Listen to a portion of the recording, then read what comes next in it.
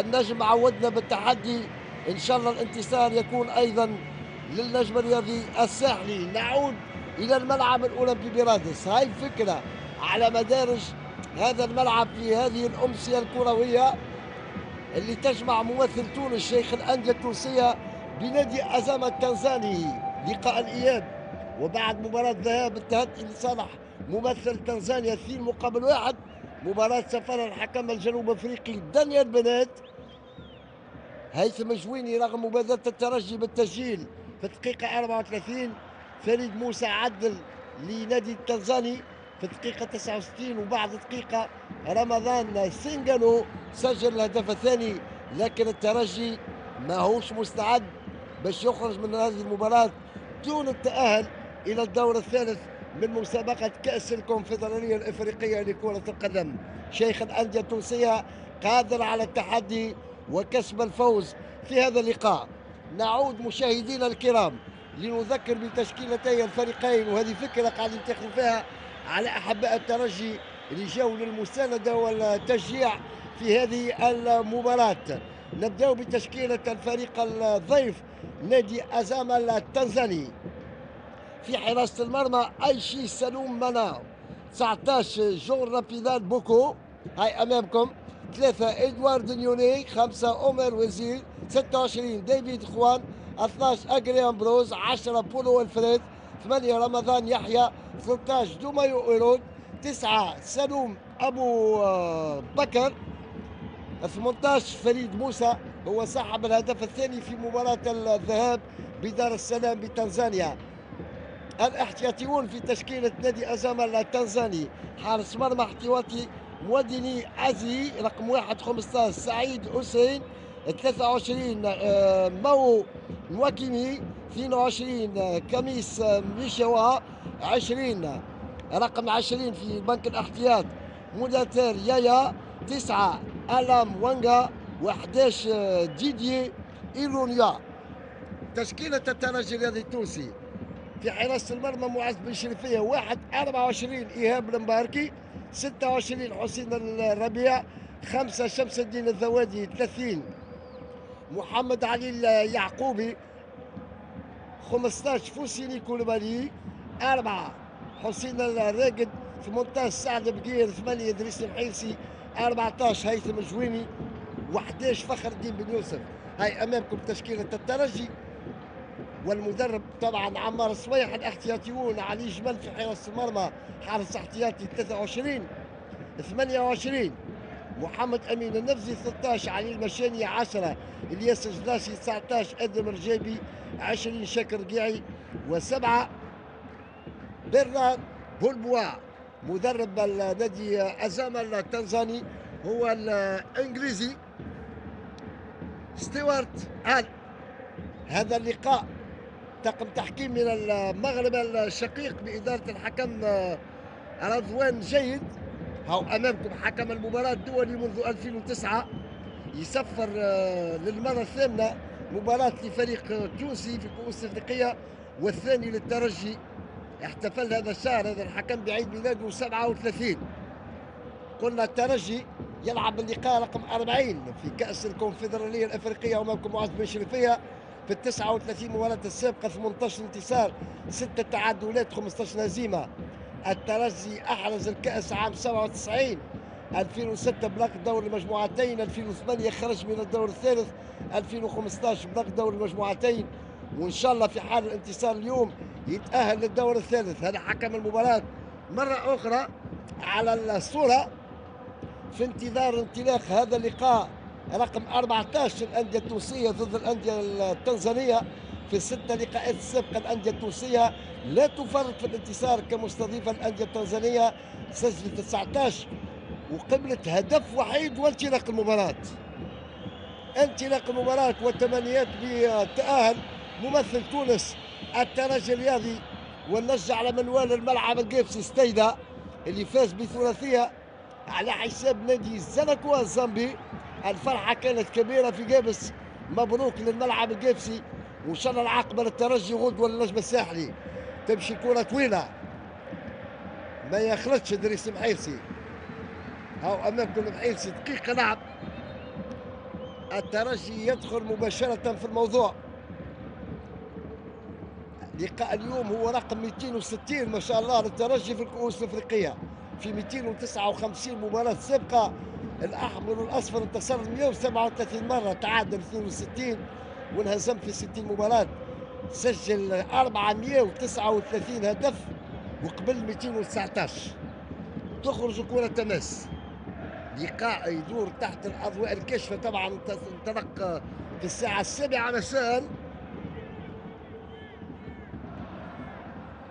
تشكيله اللي مثلت الترجي في لقاء الذهاب: بن شريفيه، المباركي، عوض النفسي، حسين الربيع، اليعقوبي، الذوادي، الراقد، كوليبالي، المحيسي، وخذا مكانه الرجايبي، جلاسي، وعوض الرقيعي، جويني، وبن يوسف. ترجع الكره للنادي التنزاني عن طريق اجري موري، وتخرج لصالح الترجي. ملاعب ملقى على ارضيه الميدان، دقيقتين لعب منذ انطلاق هذا الشوط الثاني. اعاده العمليه، كان تدخل من ايهاب المباركي، الحكم يقول ما ثماش مخالفه.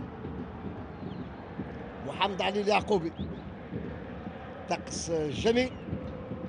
حسين الراقد، سعد بقير يلعب على اليمين. ترجع من جديد الكره اليعقوبي، يلعب مع شمس الدين الذوادي. التوزيع طويل، باهي العمليه، فرصه لصالح الترجي وركنيه. فخر الدين بن يوسف، محاوله لصالح الترجي، بدايه قويه للترجي الرياضي التونسي، وتدخل في اخر لحظه من المدافع دافيد جوا. سعد بقير، 3 دقائق لعب، يلعب كرة ركنية ترجع له من جديد، يعمل توزيعة ثانية، يخرج الحارس، يخرج الحارس أي شيء سلوم أو أمامكم، ياخذ الكرة. الترجي بداية قوية، الضغط على فريق، على نادي أزامة التنزاني منذ بداية المباراة. فوسيني كوليبالي يلعب مع سعد بقير، ترجع لأزام، ثم بقير مرة أخرى، ما تعداش الكرة. فخر الدين بن يوسف. التحية مجددا لكل متتبعي القناة الوطنية الثانية من أحباء الترجي اللي خيروا متابعة المباراة من خلال الشاشة. فوسيني كوليبالي على الصورة، تماس يتلعب لأزام من إيراستو إدوارد. ما زالت الكرة التنزانية قبل تدخل الراقد الحلوة مع فخر الدين بن يوسف. نادي عنده إمكانيات جيدة، لكن الترجي لن يناقش النتيجة النهائية. ترجع الفوسيني كوليبالي، يلعب كرة قصيرة توصل حسين الراقد في محور الدفاع اليعقوبي، شمس الدين الذوادي على اليمين المباركي. تواصل العملية لصالح الترجي. سعد بقير، فخر الدين بن يوسف، التحضير مخطئة كانت. ترجع من جديد لصالح الترجي. ادريس المحيرسي على الصورة، يلعب كرة تتقص وترجع لنادي أزامة التنزاني. جماهير بعدد أكثر من المتوسط حذاري من هذه العملية، وتدخل في الوقت المناسب من محمد علي اليعقوبي أمامكم. برافو يعقوبي، تدخل في الوقت المناسب. هي إعادة بالعرض البطيء من محمد علي اليعقوبي، يتلعب التماس لأزامة التنزاني. ما زالت الكرة في مناطق الترجي، لابد من الضغط على المنافس التنزاني وتسجيل هدف. نعرفوا هدف يكفي الترجي للتأهل للدور الثالث، لكن نحن بحاجة إلى أهداف عديدة في هذه المباراة. ترجع الكرة من جانب دفاع نادي أزام التنزاني، رجعت من جون رابيدان، روج ما خذاش الكرة، فخر الدين بن يوسف ترجع من جديد. شوفوا كرة طويلة كانت في العمق خارج التماس في اتجاه قائد الفريق التنزاني جون رافائيل. حسين الراقد يلعب مع محمد علي اليعقوبي،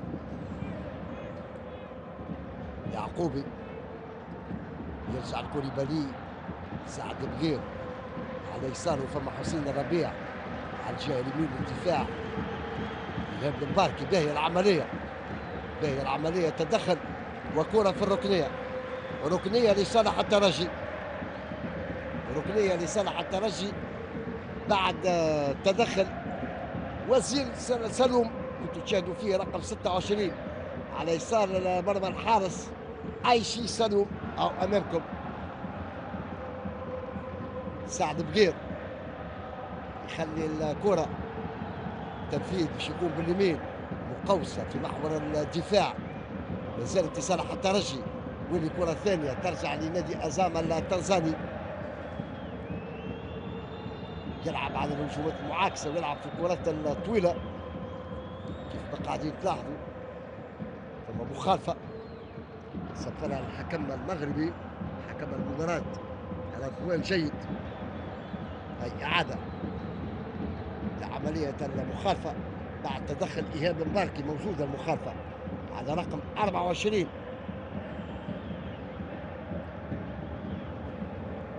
ترجع الكرة تنزانية والتغطية من دفاع الترجي قدام جون رافائيل. عمار سويح مدرب الترجي على الصورة،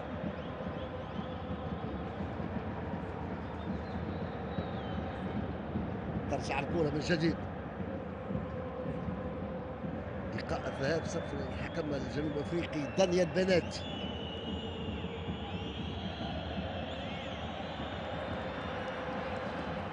يعكس الهجوم ادريس المحيصي يربح تماس.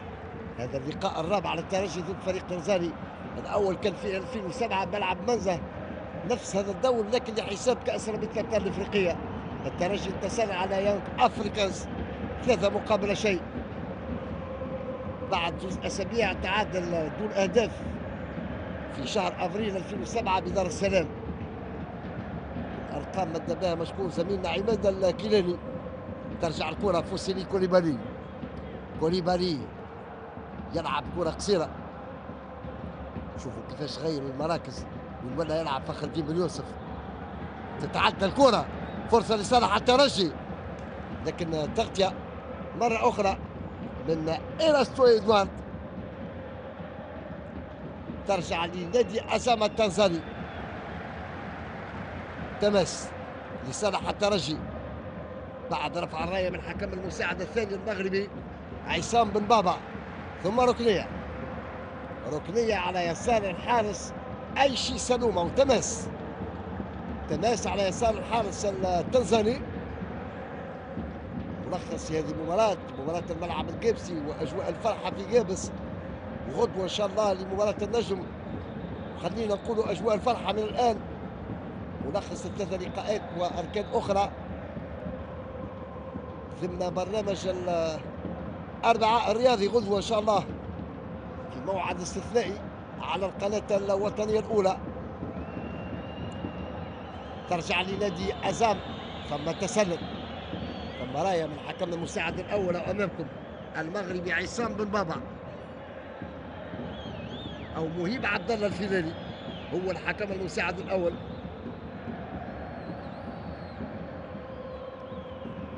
محمد علي اليعقوبي على الصوره،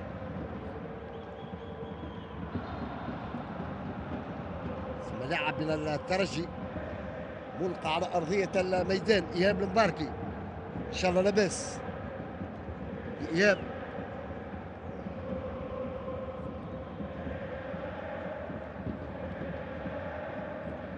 هاي اعاده للعمليه.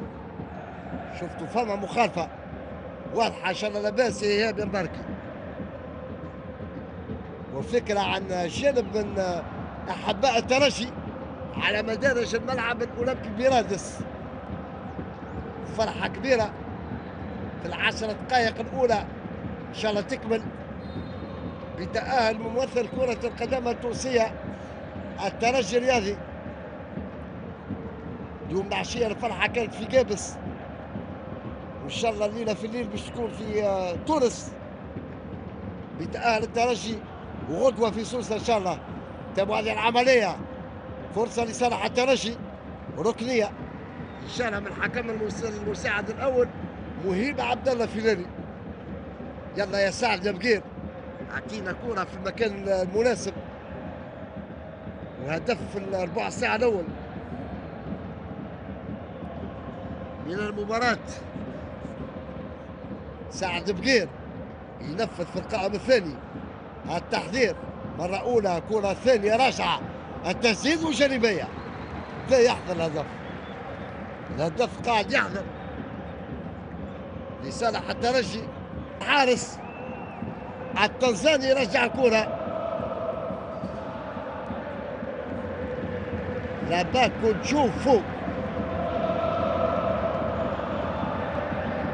من مواليد جانفي 92.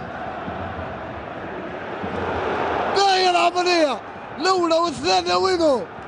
كاد يكون الهدف الأول لصالح الترجي، كاد يكون الهدف الأول لصالح الترجي. جاي الهدف، جاي الهدف هذا أكيد، جاي الهدف الأول لصالح الترجي. نادي عزامة التنزاني يحتل المركز الثالث برصيد 55 نقطة خلف فريق سيمبا ويونغ أفريكانز تحت 26 جولة، لكن تنقص 2 مباريات قبل 4 جولات من نهاية سباق البطولة، علما وأنه في رصيد عزام بطولة فقط 2014 مقابل 20 لقب لفريق يونغ أفريكانز و17 لقب لفريق سيمبا. الأرقام دائما وكالعادة من زميلنا عماد الكيلاني. الترجي يضغط، يزيد في السرعة وإعادة، شوفوا الصعوبة الكبيرة، وإعادة للكرة الثابتة بتاع سعد بقير، والصعوبة مرة أخرى من الحارس التنزاني في التصدي لكرة سعد بقير. شوفوا حسين الراقد حتى الكرة للاعب رمضان يحيى، قيمه المهم ما تضيعش الوقت. 30 دقيقة لعب نص ساعة، التعادل دون أهداف. يلا يا كوليبالي، فوسيني كوليبالي يلعب مع حسين الربيع، حسين الراقد، حسين الراقد، سعد بقير، سعد بقير، المباركي تلب الكرة، بقير اختار حل آخر مع دريس المحيصي. يلا يا محيصي، يلا ربيع يوزع وترجع، ترجع مرة أخرى من دفاع نادي عزام عن طريق إيراستو إدوارد. مرة أخرى ترجية، باهي المراوغة، باهي العملية، باهي التحضير المحيصي، باهي التحضير، باهي التسديد، لكن جانبية ما كانتش تمريرة لجويني وما كانتش في الشباك، كانت جانبية لمرمى الحارس التنزاني. أو أمامكم إدريس المحيصي. جماهير الأحمر والأصفر تواصل التشجيع، إن شاء الله تروح فرحانة جماهير، إن شاء الله تكتمل فرحة الجماهير التونسية بتأهل الترجي بعد تأهل الملعب القدسي، وغدوة إن شاء الله تأهل النجم الساحلي على حساب إنمبا النيجيري. التحدي ممكن، النجم عودنا بالتحدي في ملعب سوسة. ترجع الكرة لأسامة التنزاني، تمشي لحامل قميص رقم 6 إيراستو إدوارد، رأسية بكل سهولة ياخذها معز بن شريفية. ترجع الكرة لصالح الترجي، الخروج تدريجيا بالكرة من مناطق الترجي. يحب المباركي يلعب مع فخر الدين بن يوسف، حسين الراقد فخر الدين بن يوسف مرة أخرى، سعد بغير، فوسيني كوليبالي، باهية التحضير، وينو الهدف؟ وينو الهدف؟ محاولة لصالح الترجي، فرصة كبيرة ضاعت، فرصة كبيرة ضاعت، ومطالبة بضربة جزاء. فرصة كبيرة ضاعت عليك الترجي، فرصة كبيرة ضاعت. شوفوا الإعادة، إيهاب المباركي وتدخل من المدافع أجري موريس، خطورة كبيرة من الترجي على دفاع نادي أزام التنزاني. شوفوا التدخل كان عنيف على إيهاب المباركي. شاهدت الإعادة، شاهدت الإعادة، ماناش متعاطفين لكن كلمة حق. شوفوا الإعادة، فوسيني كوليبالي، إيهاب المباركي، ترجع الكرة في مرة أولى. ثم لاعب من نادي أزام ملقى على أرضية الميدان. 34 دقيقة لعب. التفكير في ربح بعض الوقت من جانب الفريق التنزاني.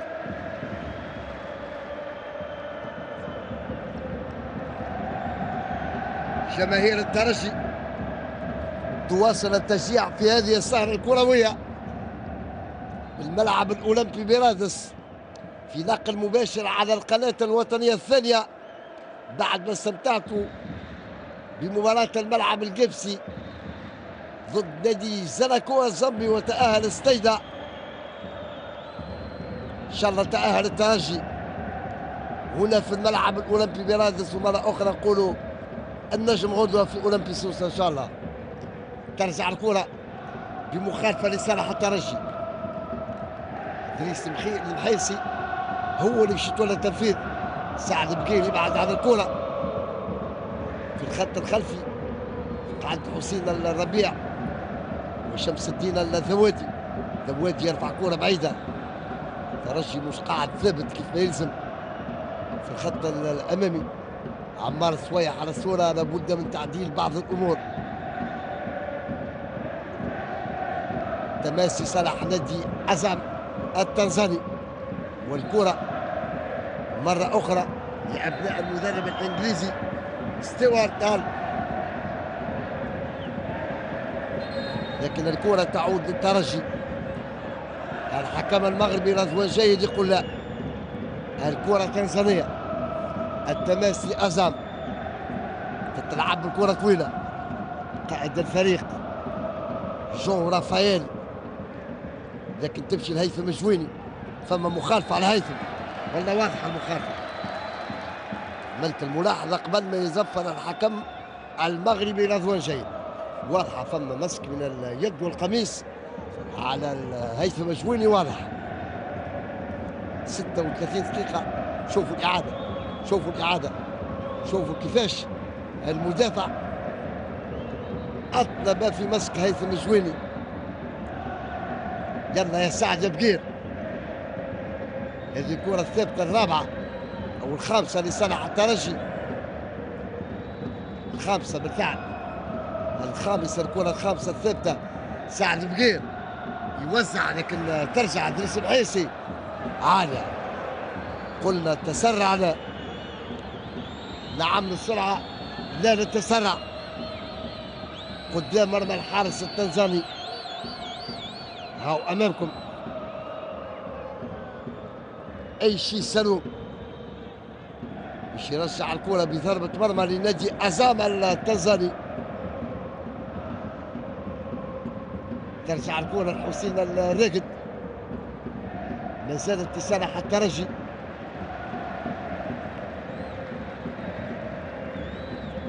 تمس لأزام التنزاني، تمشي لرقم 19 قائد الفريق جون رافائيل. ترجع الترجية. جماهير نجم نقولوا غفيرة العدد، رغم أن المباراة تجرى وسط الأسبوع، يوم ثلاثاء يعني يوم عمل. حسين الراقد يلعب مع محمد علي اليعقوبي. يعقوبي، فوسيني كوليبالي، يلعب كوليبالي، يلعب مع حسين الراقد. إدريس محيسي نعرفوا طه ياسين الخليسي يتغيب على المباراة بسبب الإصابة لدواعي صحية يعني. ترجع الكرة سعد بقير ما يخرجش على الكرة، لكن في المقابل يربح ركنية على يسار الحارس أي شيء سلوم، حارس نادي أزامة التنزاني. سعد بقير باش يتولى تنفيذ الركنية في الدقيقة 38. لقاء اليوم هو رقم 40 للترجي في كأس الكونفدرالية. في 39 لقاءات السابقة 18 انتصار للترجي، 6 تعادلات 15 هزيمة. اليوم إن شاء الله يكون انتصار رقم 19 لشيخ الأندية التونسية الترجي الرياضي التونسي، والتأهل للدور الثالث من مسابقة كأس الكونفدرالية الأفريقية اللي كنت خدم حسين الراقد. يلعب كرة طويلة راسية وخروج الحارس ايشي سلو، خذا كورته. محاولة جديدة للترجي، التغطية قدام شمس الدين الذوادي. ترجع الكرة لأسامة التنزاني. الترجي في الدقيقة 39 نحبوا على هدف قبل نهاية هذا الشوط الأول، العودة بمعنويات مرتفعة في الشوط الثاني ولإجبار المنافس على الخروج من المنطقة بتاعه في الدفاع والبحث على هدف وقت تتوفر المساحات قدام مهاجمين الترجي. فوسيني كوليبالي مخالفة، كان بإمكان الحكم المغربي رضوان جيد يخلي الأسبقية، لأن فوسيني كوليبالي ما سقطش على أرضية الميدان. ثواد يلعب مع اليعقوبي، حسين الراقد، فخر الدين بن يوسف الراقد، حسين الربيع. لأن أعطينا توزيعها في محلها في مكانها باهية. وين الهدف؟ جانبية من فخر الدين بن يوسف، تسديدة جانبية للقائم وزير سلوم عمر، دافيد جمعة، أجري موريس، بولو ويلفريد، رمضان يحيى، فرانك ريمو، سلوم أبو بكر وفريد موسى. الترجي تمثلوا التشكيلة التالية: معز بن شريفية. انطلاق هذا الشوط الثاني هنا في الملعب الأولمبي برادس. قلنا معز بن شريفية، إيهاب المباركي، حسين الربيع، شمس الدين الذوادي، محمد علي اليعقوبي، حسين الراقد، فوسيني كوليبالي، سعد بقير، إدريس محيسي، هيثم جويني، وفخر الدين بن يوسف. مدرب عمار صويح، ويدرب نادي أزامة التنزاني الإنجليزي ستيوارت آلا. هذا اللقاء رقم 40 للترجي في كأس الكونفدرالية. في 39 مباراة سابقة 18 انتصار، 6 تعادلات و15 هزيمة. الترجي انهزم في لقاء الذهاب بدار السلام 2-1 رغم الأسبقية. مخالفة يربحها فخر الدين بن يوسف، وهذا الهدف، هذا هو الهدف، هذا الهدف جاي. مخالفة للترجي في دقيقة لعب منذ انطلاق هذا الشوط الثاني، والهدف جاي. هاي الإعادة موجودة، شوفوا كيفاش ارتكب المخالفة على الساق اليمين تاع فخر الدين بن يوسف، واضحة المخالفة لصالح الترجي. على الساق اليسار تاع سعد بقير جاي الهدف لصالح الترجي. 2-1 قلنا هزيمة في لقاء الذهاب، يكفي الترجي هدف وحيد التأهل، لكن نحبوا نشوفوا أكثر من هدف باش تكون الفرحة كبيرة هنا على مدارج الملعب الأولمبي برادس في هذه السهرة الكروية. يدير اللقاء طاقم تحكيم من المغرب بقيادة الحكم رضوان جيد، ويساعدوه مهيب عبد الله فيلاني وعصام بن بابا. الحكم الرابع هشام التيازي. هذا الحكم المغربي يسطل للمرة الثامنة من التونسية بقير. وينه قلت لك هذا هو الهدف، هذا هو الهدف، هذا هو الهدف. ما نلعبوش مع سعد بقير اللعبة، هدف أول لصالح الترجي. دقيقة لعب اللاعب ده سعد يا بقير يا كبير يا بقير يا كبير يا بقير يا كبير يا كبير. هدف مقابل لا شيء. اعطيونا توا 3 ولا 4 اهداف، اعطيونا 3 ولا 4 اهداف في المباراة. قلنا الهدف جاي على الساق اليسار، حكيناه ولا ما حكيناش؟ قلنا على الساق اليسار لا هاوكا على يسار الحارس، اليسار بتاع بقير ما ترحمش. دقيقة واحدة، دقيقة واحدة جا الهدف وبعده هو مش يجيو الأهداف. أفرح يا جمهور الترجي، أفرح يا بقير يا كبير، أفرح يا سعد يا بقير. هدف مقابل شيء في الدقيقة الثانية من هذا الشوط الأول. شوفوا المدارج كيفاش ولات حمراء وصفراء وفرحة كبيرة. إن شاء الله تكمل، وإن شاء الله تكمل غدوة في سوسة بعد ما فرحنا في قابس. نفرحوا مع الترجي ونفرحوا مع الإطوال إن شاء الله غدوة. حسين الربيع أمامكم على الصورة كي يقتيل لاعب سعد بقير، كي يقتيل لاعب سعد بقير. قال لي نادي أسامة التنزاني يكفيكم من الدفاع، اخرجوا توا من المناطق، لوجوا على هدف التعادل وخليوا المساحات للزويني والروج وادريس الحيصي. خلي تجيب اهداف. ترجع الكرة لأسامة التنزاني، ترجع الكرة لنادي أسامة التنزاني، تتوزع. ثم تغطية، ثم التغطية موجودة، التغطية موجودة. 4 دقائق على انطلاق الشوط الثاني. الترجي يدخل بقوة، كرة ثابتة كانت ثابتة في مرمى الحارس التنزاني ايشي سالوما. هذا فاسيلي كوليبالي، وهذه مدارج الملعب الاولى في بيرادس، وهذه فرحة في الكشخين من اول الهدف الاول. ركنية، ركنية عندنا اليعقوبي وشمس الدين الثوادي ومعز بن شريفية. ترجع الكرة ترجية، وينو الهدف الثاني يا جويني. ترجع الكرة هجوم معاكس لصالح الترجي. قصة الكرة لو تعدتني، لكنه دخل الكرة سعد بقير ساق اليسار. هدف ان شاء الله يجي بعده هدف ثاني نتهناو به على نتيجة المباراة. محيسي جويني كان يكون الهدف الثاني، كاد يكون الهدف الثاني عن طريق هيثم جويني. وفي كل مرة نتمناو الهدف يجي الهدف او يقرب الهدف. شوفوا الإعادة، شوفوا الرأسية من هيثم جويني قوية على يمين الحارس ايشي سالوما، حارس نادي أسامة التنزاني. ترجع الكرة حسين الراقد يلعب مع ادريس المحيصي.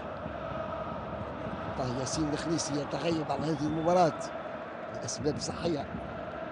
فوسيني كوليبالي أو قلب الأسد في كل مكان نلقاوه ما شاء الله عليه. فوسيني كوليبالي الحكم المساعد الأول مهيب عبد الله فيلاني يرفع الراية بوجود تسلل ضد الترجي. ترجع الكرة التمس لنادي أسامة التنزاني من حسين الربيع. ترجع الكرة ترجية، شمس الدين الثوادي يطلب الكرة من معز بن شريفية. هاي وصلت له الكرة، ثوادي يلعب مع حسين الراقد، يرجع لمعز بن شريفية. محمد علي اليعقوبي امامكم المدرب عمار السويح. كرة في العمق، كرة في العمق. فوسيني كوليبالي. ما زالت الأوراق موجودة على بنك احتياط الترجي، الأوراق الهجومية طبعا. ياسر جلاسي، آدم الجيبي، وحتى شاكر رقيعي. ثم راية جديدة الحكم المساعد الاول مهيب عبد الله فيلاني. ما فماش تسلل حسب الصوره، ما فماش تسلل حسب الصوره. نعم سيد الحكم المساعد الاول. هاي الصوره، شوف المدافع في الجهه اليمين للدفاع عن نادي ازار. كان وراء مهاجم الترجي. قلنا النقل بكل امانه نعطيه لكل ذي حق حقه. سعد بقير باهيه مع ادريس محيسي. محيسي يبعد حلو المراوغه اولى والثانيه، يرجع بالكره حسين الراقد يوزع. وينه وينه الهدف الثاني؟ هو الهدف الثاني، هاو جا الهدف الثاني، هاو جا الهدف الثاني. برافو يا هيثم، برافو يا جويني، برافو يا هيثم، برافو يا جويني، برافو يا معيسي، برافو يا هيثم، برافو يا جويني. 64 دقيقة لعب، جا الهدف الثاني عن طريق هيثم الجويني. هاي إعادة كرة من معيسي، حسين الراقد وزع، يضرب حاس كرة بيده، رأسية جويني لم تخطئ الشباك. هاو الهدف الثاني، هاو الهدف الثاني، هاو الهدف الثاني لصالح الترجي. 64 دقيقة لعب، 64 دقيقة لعب، 2 مقابل شيء لصالح الترجي. شيخ الأندية التونسية قلنا لا يساوم الترجي. 2 وشاي الثالث إن شاء الله. برافو يا هيثم، برافو يا جبيني. هدف لسعد بكير في الدقيقة الثانية، وهدف في الدقيقة 64 لهيثم الجويني. 2 مقابل شيء. الأسبقية الترجية التونسية. باهي التحذير، باهي التحذير. وينو الهدف الثالث؟ باهي التحذير، وينو؟ هاي هاي هاي هاي هاي هاي هاي هاي هاي. كاد يكون الهدف الثالث بإمضاء إدريس محيسي، كاد يكون الهدف الثالث. شوفوا الإعادة، شوفوا الإعادة مانيش مبالغ، شوفوا الرأسية، شوفوا الكرة اللي مشات. كاد يكون الهدف الثالث بإمضاء المحيسي بعد هدف البقير وهدف الجويني. المحيسي كاد يضيف الهدف الثالث. الحكم يصفر مخالفة لصالح الترجي. ترجع بسرعة، تحذير يا بقير، بعيدة الكرة. لاعب الترجي ملقى على أرضية الميدان يقوم لاباس. المحيسي قام لاباس. ترجع من ايشي سلومة لنادي أزامة التنزاني. ترجع الكرة التنزانية 2 مقابل شيء. شوفوا جمهور الترجي، شوفوا الفرحة على مدارج الملعب الأولمبي برادس. إن شاء الله نشوفوا فرحة أخرى غدوة على مدارج الملعب الأولمبي بسوسة في مباراة النجم وإنبا النيجيري.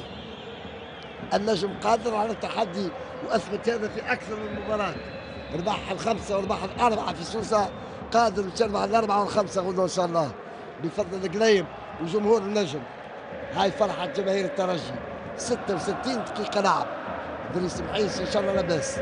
والتغيير من جانب الفريق التنزاني 27 رقم 27 وني فويا ياخذ مكان رقم 23 او رقم 17 اللي هو فريد موسى.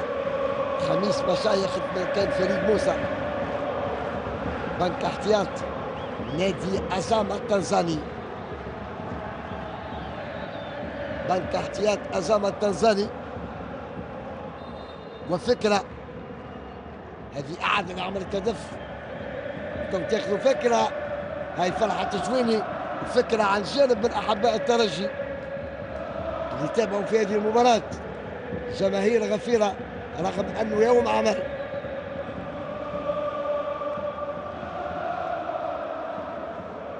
حسين الراقد يلعب مع إيهاب المباركي.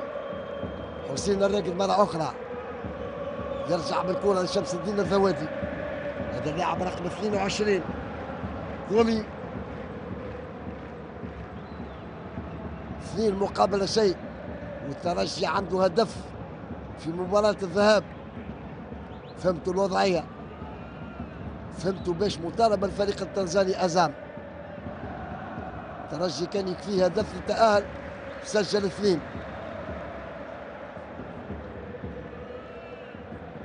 مهمة صعيبة وصعيبة وصعيبة جدا على أزامة التنزاني مع الكتيبة الترجية. انتظروا هدف ثالث في هذه المباراة. 3 انتصر الملعب القابسي و3 انتصر الترجي. ان شاء الله نجم غدوة 3 ولا 4.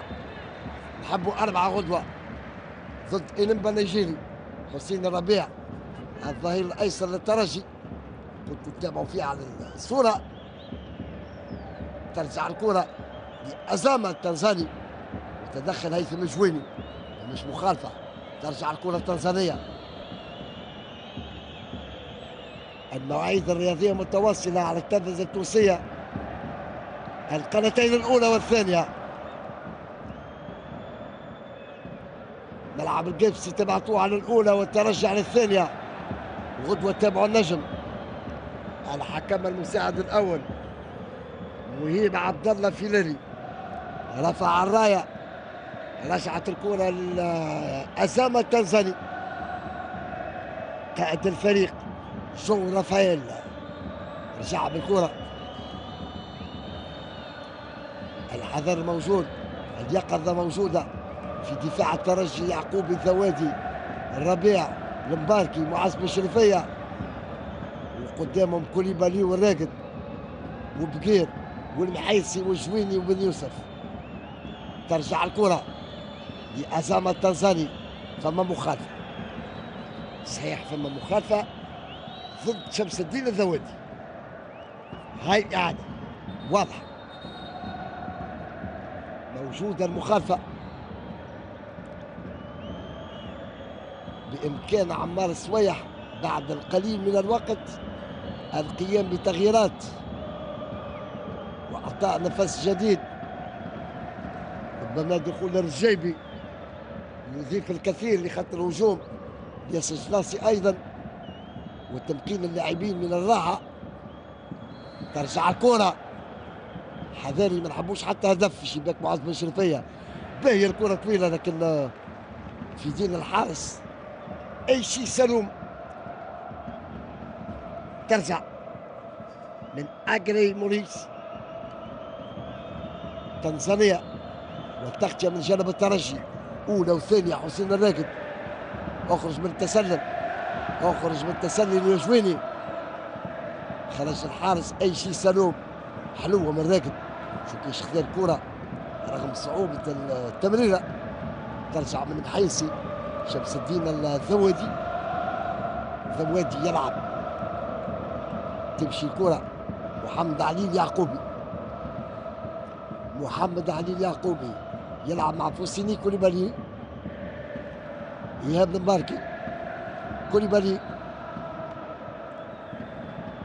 قلب الأسد كما يحلو لأحباء الترجي تسميته إلى جانب حسين الراقد القلب النابض أيضا للترجي. حلوة فخر الدين بن يوسف. سعد بقير. يا بن يوسف ضاع الهدف الثالث يا روش. في الدقيقة 71 الترجي كان قادر على إضافة هدف ثالث. مش مشكل توجيه الهدف الثالث. احنا نحبوا نمتعوا الجماهير. الترجي متأهل بسهولة إن شاء الله لما خلي الجماهير تستمتع بالأهداف في هذه السهرة الكروية. شوفوا الإعادة. بقير حذر بامتياز. بن يوسف رجعت الكرة من أي شيء سلوم من زاوية أخرى. الشكر مجددا لكل زملائنا اللي ساهموا في هذا النقل المباشر على قناتكم الوطنية الثانية. يرجع التماس من وزير سلوم عمار. مخرج المباراة عماد زغدان. حارس المرمى التنزاني يلعب كرة طويلة. يحبوا يربحوا المساحات. تتواصل العملية. وين التغطية؟ يرجع دفاع الترجي. برافو يا معز. ما يخليش الكرة تخرج ركنية. بن شريفية يمنع الركنية. أو أمامكم معز بن شريفية وهذا وزير سلوم عمار. شوفوا كيفاش مجهود كبير. ياخذ الكرة تخرج تمس لصالح نادي أزامة التنزاني. المدرب الإنجليزي ستيوارت آل مدرب نادي أزام. عمار السويح طبعا مدرب الترجي إلى جانب طبيب الفريق الدكتور ياسين بن أحمد.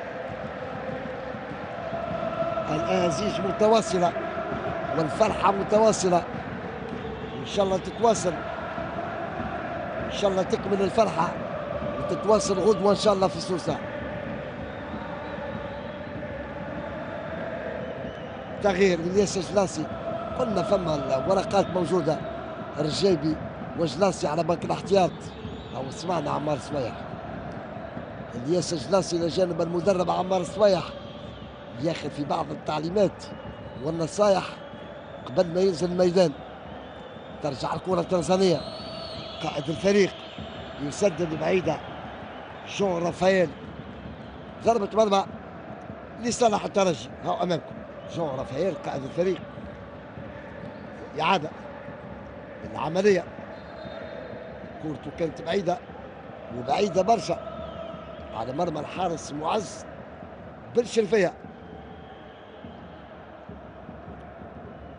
معز بن شرفية رجع كرة طويلة، فخر الدين بن يوسف يلعب مع هيثم جويني، يلا يا جويني، أو طلب الكرة الروج، يوزع جويني، دريس محيسي ما ياخذهاش الكرة، تعدى، ترجع التنزانية الكرة، باهي الضغط، برافو إيهاب المباركي، تماس. ها أمامكم إيهاب، أمامكم المباركي الظهير الأيمن للترجي. تمشي الكرة،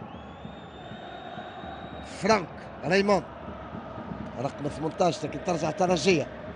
فخر الدين بن يوسف، هاو ليس جلاسي، فخر الدين بن يوسف، فوسيني كوليبالي موجود في كل مكان ما شاء الله. حسين الراقد كانت تشاهدوا في بقير صاحب الهدف الأول. الهدف الثاني كان بإضاءة هيثم جويني في الدقيقة 64 من المباراة. بقير سجل الهدف الأول في الدقيقة الثانية من الشوط الثاني، يعني 47 في اللقاء. حسين الراقد يلعب مع شمس الدين الذوادي، يبحث عن الحلول. الذوادي يلقى مع الروج، حلوة 1-2 مع جويني، لكنها ترجع من جديد لأسامة التنزاني. كرة في العمق، شفتوا لاحظتوا ربح المساحات والمسافات بالنسبة لنادي أسام، لكن فما دفاع واقف كيف ما يلزم، دفاع عنده خبرة كبيرة ياسر، دفاع الشيخ الأندية التونسية حسين الربيع، فوسيني كوليبالي، بنك احتياط أسامة التنزاني. فما تغيير جاي، حسين الراقد قاعد يمتع في الجمهور بالكرة. الترجي جويني، كانت عدات للمحيصي. الترجي يترصد في دفاع الأزام، ترجع التنزانية، فما تقطع، فما راية من حكم المساعد الثاني عصام بن بابا، ترجع الترجية، فما مخالفة، لا يقول الحكم من أزواج جيد. ترجع الكرة من دافيد جون، هيثم جويني ملقى على أرضية الميدان، وروح رياضية عالية من جانب اللاعب التنزاني. برافو، دخول الياس جلاسي وخروج سعد بقير صاحب الهدف الأول بتشجيع كبير من جماهير الترجي. هاي إعادة لهدف سعد بقير في الدقيقة الثانية من الشوط الأول، من الشوط الثاني. قلنا وقتها، قلنا جا ساق اليسار تاع سعد بقير ماهيش مصطلحة من الحارس التنزاني أي شيء سنون، وهذاك اليسار. برافو يا بقير يا كبير. إعادة من زاوية أخرى لهدف سعد بقير، والفرحة الكبيرة يلاعب الترجي قبل ما يمشي البنك احتياط. مر على المدرب، مر لمصافحة المدرب عمار الصويح. ترجع الكرة التنزانية، لكن دون غرور نقولوا كل شيء انتهى. احنا في انتظار اهداف اخرى للترجي لا اكثر. دريس المحيصي، شمس الدين الذوادي، شد الدفاع الفريق التنزاني، استمات شوط كامل، شوط اول كامل، والنهار امام قوة الترجي منذ الدقيقة الثانية من الشوط الثاني. كرة طويلة في العمق، يخرج الحارس أي شيء سلوم، ياخذ كورته يرجعها بيده بسرعة لأجري أموريس. فوسيني كوليبالي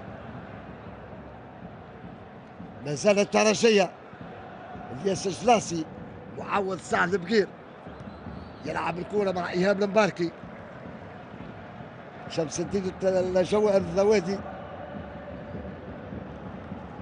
شفتوا قيمة ثراء البنك الاحتياط اللي يبدأوا فيه لاعبين عندهم مستوى كبير.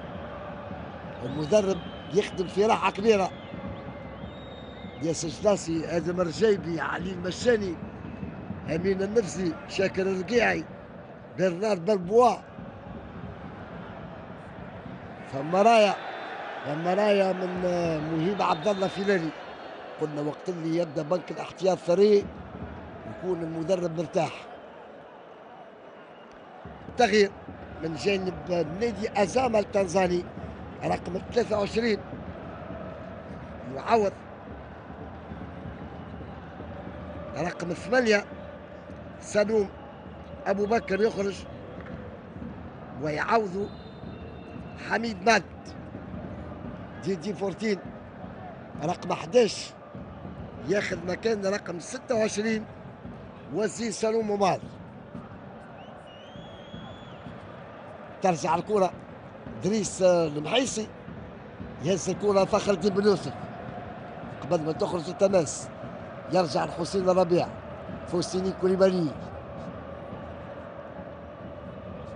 يلعب مع شمس الدين الذوادي. شوفوا كيفاش خرج من المخالفة. فخر الدين بن يوسف، يلا فخر الدين، ما فماش ضربة جزاء. يقول الحكم رضوان جيد المغربي اللي يحتفل بعيد ميلاده 37 هذا الشهر.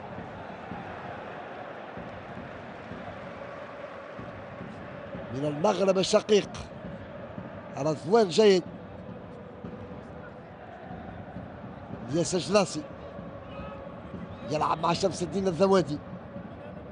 ادريس المحيسي في التماس. تماس لأزام التنزاني. هاو امامكم ادريس. ترجع الكرة التنزانية طويلة، رجعت من يعقوبي او الذوادي. ادريس المحيسي حلوة لياسر جلاسي. كمل كمل كمل كمل تمريرة حلوة ياسر، قلت لك كمل تمريرة.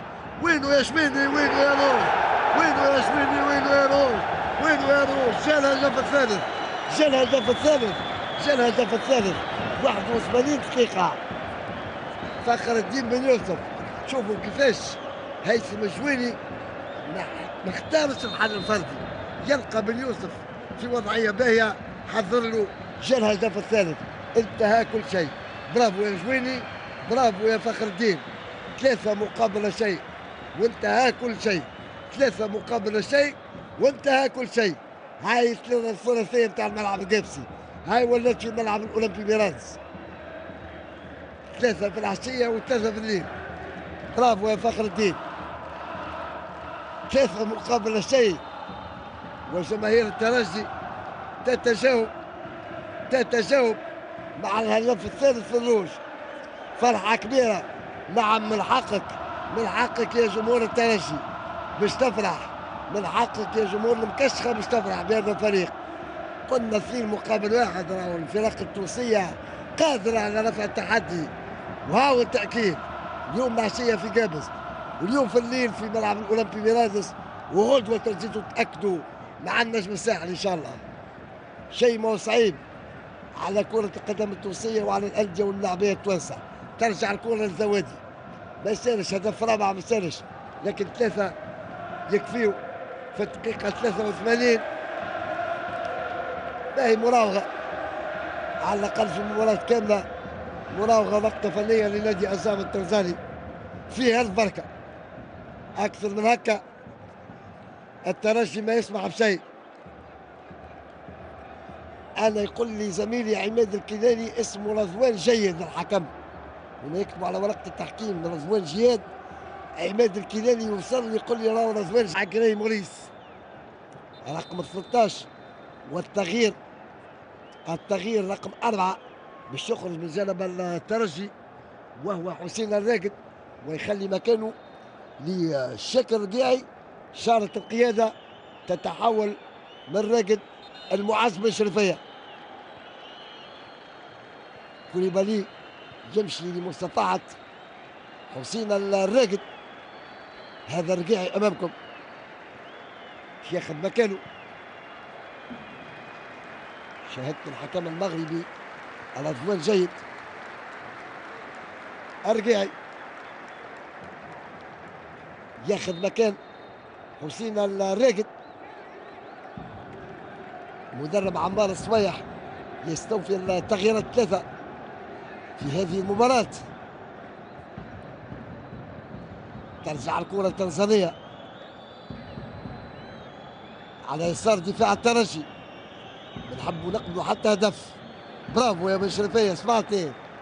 ترجع الكرة برنار بالبوا. برنار بالبوا جلاسي ما يخرجش على الكرة. تمس لأسامة التنزاني. ترجع الكرة من جديد للفريق التنزاني في محاولة للوصول إلى شباك معز بن شرفية في مناطق الترجي. الكرة عن طريق قائد الفريق جو رافائيل. محاولة للتسديد ترجع عالية في مناطق الفريق التنزاني. يخرج أي سي سلوم حارس مرمى نادي أسامة التنزاني أمامكم.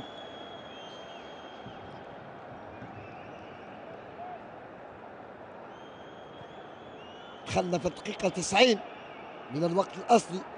باهية من باركي رأسية. الدقيقة 90 من الوقت الأصلي المباراة. 3 أهداف أسبقية للترجي مقابل لا شيء. هدف في الدقيقة الثانية بإمضاء سعد بقير، ثم هيثم الجويني الدقيقة 64 يضاعف النتيجة، وفخر الدين بن يوسف يثلث في الدقيقة 81. 3-1 للترجي. هاو أمامكم فخر الدين بن يوسف ساحب الهدف الثالث. وهذا الحكم المغربي على ضمان جيد، حكم الساحة.